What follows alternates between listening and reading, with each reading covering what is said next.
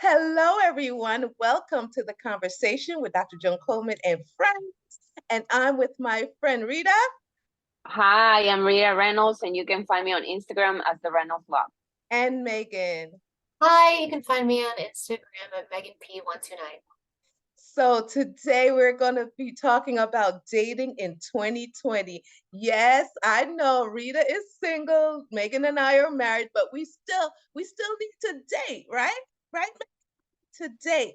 So I want to start with Rita because last time we talked about, kind of getting out of your comfort zone. And Rita was like, I do that every day when I date. So, Rita, how is it dating in 2023? Like, is it hard?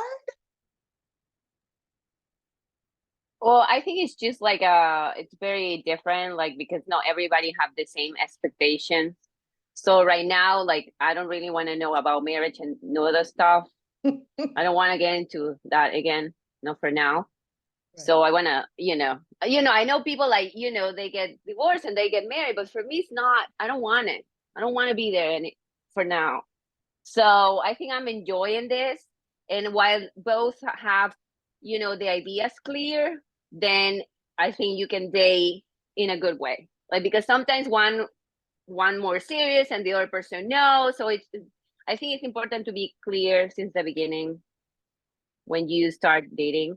That's my opinion. Yeah, I get it. You want to clear boundaries. You want to say, listen, this is what I feel. Don't look for marriage from me because it's not happening. We're just dating. And if it feels good, if we fit good, we'll continue to do so. Now, I have this question because Megan, you dated for a while. You were married, then you dated, and then you got married. Now, how do you feel about that? Do you feel like, I probably won't get married again. I'm just gonna date. But then you fell in love. Like, what happened? So dating after, especially coming out of marriage, is such a hard thing. And just like Rita said, everybody has different expectations. And I feel like nowadays, I mean, mind you, like I was in my like mid to late 30s-ish, back on the market trying to figure out like where my place was if I was interested in starting a relationship or whatnot. But people are dishonest, especially because you can be behind a screen. Like Rita's saying, hey, I'm going to put it out there. I'm not trying to marry you. I'm trying to have a good time. I'm trying to, be honest, like if you're 5 feet tall, put that you're 5 feet tall. Don't put that you're 6 feet tall. If you want to be married, put that you want to be married. Don't be putting these lies on the internet and then you meet somebody and they're not what they say they are. Because to me, like if you lie about one thing, that has Mhm. ruined everything else I know about you forever, and you're just off the list, right? The end. So I feel like that is a very big struggle with, I think, the modern day of meeting people in regards to dating. Yep. Mhm. Not only are you a liar, you're a catfisher.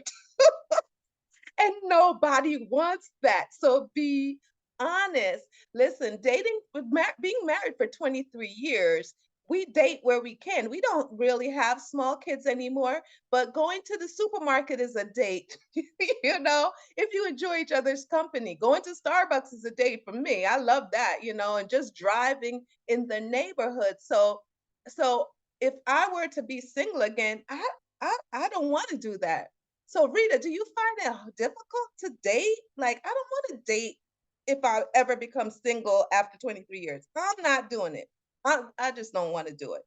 He might be living his best life, but I don't want to date. Rita, did you find it difficult after so many years of marriage to get back in the dating pool? Well, I think like for me, it was very important to be learn to be alone. That's very Yeah. important, Mhm. and not really emotional dependent in anyone anymore. So I try to learn that, and then when I go and date someone, it's very I'm not there's no desperation. Like I'm not desperate for company because I can have company anytime. That's very easy, but I'm not desperate, and I think that's a mistake that a lot of women make because they look desperate. So the male think that they can take advantage of that, and you can see it. I don't say that you can see that backwards, like men desperate and women, but I think it's very bad. Like when I see that, for me, desperate people is a red flag. I need people that are very happy with Independent. themselves, Mhm. and then that it's okay. But I absolutely love that point. People find it difficult now in this social media age to be alone. It's so difficult, nobody wants to be by themselves. Megan, do you find that to be true, or did I just make that up? Is it difficult to be alone? You think everybody is looking for love and companionship? It's very difficult to be alone, just like you said, because of social media, because like you could just tap your phone and like it looks like everybody's together with all these people living their best life.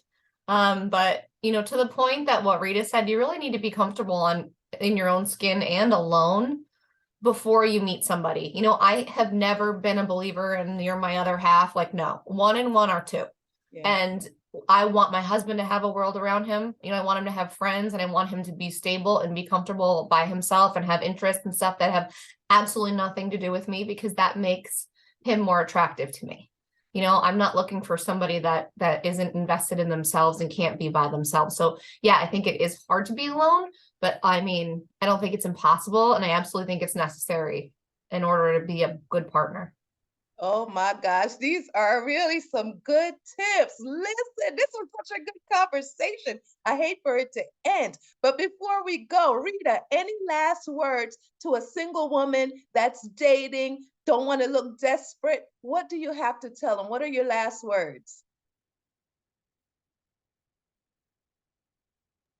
well, I think like you need to get worried about you, and you need to be in a healing position to help other people. Like I will never have a relationship. Like I think I'm healing now, and I'm better, and I can offer a good stuff.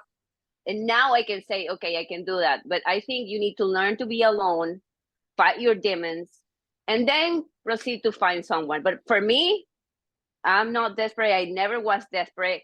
I'm happy with myself. It's not that I don't want to have someone, but it's not a priority for me. So that's it.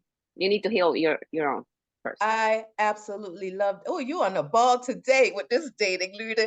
I love that answer. You have to know how to be alone. You have to heal from past hurts, from past disappointment, from people letting you down, that you can move on whole and find someone whole as well. Megan, any last words? My last comment is, learn to be alone, be okay with it, and be honest, especially if you're putting together a dating profile or even just having a conversation with someone. Put it all out there. There's no harm in being honest. And I want to ask you this, because you found love after marriage. What can you tell somebody who's newly divorced or just been divorced for a while and just can't seem to find the person for them, or, is hesitant? I would say, don't try so hard and look into your friend base. If you lean into your friends and spend as much time with your friends that you can, you get yourself out there without necessarily being on a date, and you might bump into somebody, or somebody might be right there in front of your eyes. But just like, don't try so hard. Put yourself out there, but like, don't make it a necessity and don't rush into it. Just let it kind of happen. That's true. That is so true. You got some good tips here. And what I want to say is keep on being busy, being you. Once you're busy doing what you love, once you're going out experiencing life and living your best life, things will come to you. I promise you, it will come to you. If you're not looking, if you're not desperate, if you're like, oh, I need somebody right now, and you just go about doing what makes you feel good, what makes your soul happy, it will find you. Okay. Oh my God, I love this conversation. Put in the comments below if you have anything to say about dating or what you have gone through. And I promise, I'll get back to you. Someone will get back to you. Okay. This is The Conversation. I am Dr. Joan Coleman, IG Let Me Be Me and Jay, and I'm with Rita. Hi, I'm Rita Reynolds, and you can find me on Instagram as the Reynolds Love. And Megan. Megan Price, Megan P1299 IG. And again, this is The Conversation. Like, comment, share. All right, come on, join the conversation. We'll see you next time. Bye-bye.